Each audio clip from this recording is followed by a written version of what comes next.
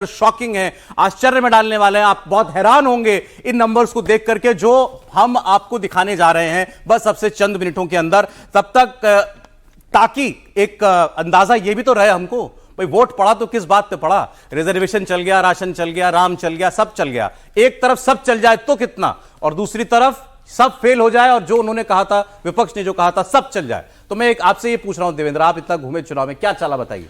Opposition के हिसाब से बात करें तो उनके तरफ से जो उनके तर्कस का जो सबसे प्रभावी तीर रहा था वो रिजर्वेशन वाला रहा था, उसको उन्होंने ग्राउंड में पहुंचाया। सत्ता पक्ष की तरफ से अगर बात करें तो ये पूरा का पूरा चुनाव सौरभ, और जो मैंडेट है 4 जून का, मोदी और महिला, इसी पे ये चुनाव हो रहा है। और आप किसी भी राज्य में उठाकर देखें तो महिलाओं ने जिस कदर समर्थन अपना दिखाया है वो सीधे सीधे आपके फिगर में समझ में आएगा। अगर आपने महिलाओं के पास उनका जो वोट करने का नजरिया था उनसे अगर आपने बातचीत की होगी तो 4 जून के नतीजे पे आपको बिल्कुल हैरानी नहीं होगी। अगर आपने उस चीज को नहीं समझा है तो फिर 4 जून को आप अलग अलग बात कर सकते हैं। तो महिलाओं ने जिस कदर इस बार वोट किया है ना, और सो महिलाओं में जब वोट किया तो उसमें बेनिफिशियरी वर्ग जो है वो सबसे प्रभावी। 3 फैक्टर की अगर बात कर लें, राशन, आवास, आयुष्मान भारत कार्ड, इन 3 ने हर जगह बहुत कमाल दिखाया। और उसमें कास्ट का जो बैरियर था बुरी तरह से टूटा है महिलाओं के भीतर में। सॉरी, रिलीजन का बैरियर टूटा। रिलीजन मीडिया में या सुर्खियों में चाहे जितना दिख रहा हो, ग्राउंड पे उस रूप में नहीं दिख रहा था। क्योंकि बीजेपी के लिहाज से अगर बात करें तो हिंदुत्व वाला वोट तो ऑलरेडी उसके साथ है। अगर नरेंद्र मोदी, अमित शाह जैसे चेहरे हों तो वहां पे फिर नया कुछ होना नहीं है, वो ऑलरेडी है। वो कह रहे थे कि मुस्लिम महिलाएं जो हैं क्योंकि वो काफी खुश हैं तो दबी जुबान से उन्होंने बिल्कुल बेनिफिशियरी वर्ग उसने बहुत कुछ तोड़ा है। और जो 4 जून के नतीजे हैं, समझिएगा जनादेश उसी रूप में आने वाला है। और इसके सहारे आप समझ सकते हैं कि आपके नंबर्स बताने से पहले क्या होगा।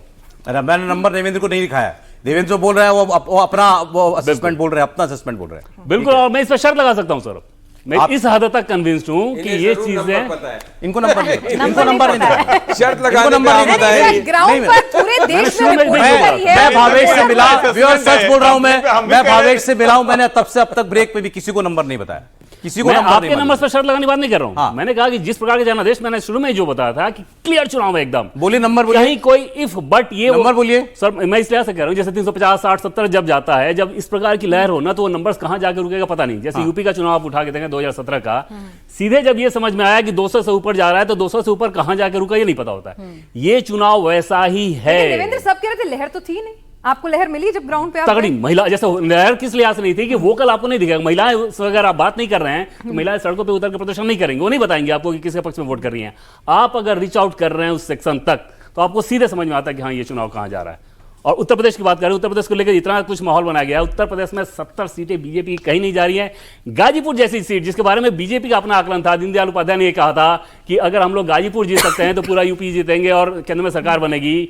गाजीपुर की सीट का नतीजा मैं नहीं कह रहा हूं क्योंकि आज वहां चुनाव है, आज ही चुनाव, एक टफ चुनाव है, ये अपोजिशन भी मान रहा है। 13 मिनट व्यूअर्स, बस 13 मिनट का इंतजार है आपके सामने। घड़ी तो चल रही होगी स्क्रीन पर, नहीं चल रही है, मैं बता रहा हूं आपको 13 मिनट बस चला रहे हैं, बीच बीच में बता रहे हैं कि सिर्फ 13 मिनट का समय रह गया। 13 मिनट बाद सबसे सटीक आपके सामने आंकड़ा आएगा और सबसे तेज आपके सामने हम आंकड़ा रखने की कोशिश करेंगे। एक एक सीट आपके सामने डिस्कशन होगी ताकि आपको यह पता चले कि देश का ये चुनाव, जिसे बड़ा मुश्किल सा चुनाव समझा जा रहा था, जितने एक्सपर्ट्स थे कह रहे थे कि नब्ज समझ में नहीं आ रही है, जो वोटर है वो ठीक से नहीं बोल रहा है, कौन सा मुद्दा चला, कौन सा मुद्दा नहीं चला, ये सब कुछ अब से थोड़ी देर बाद आपके सामने आ जाएगा। पहला आंकड़ा हम आपके सामने रखेंगे। राहुल जी, जिस लाभार्थी वर्ग की बात हुई, आपको भी लग रहा है कि वो की फैक्टर हो सकता है इन चुनावों में जो जीत और हार का मार्जिन तय कर सकता है?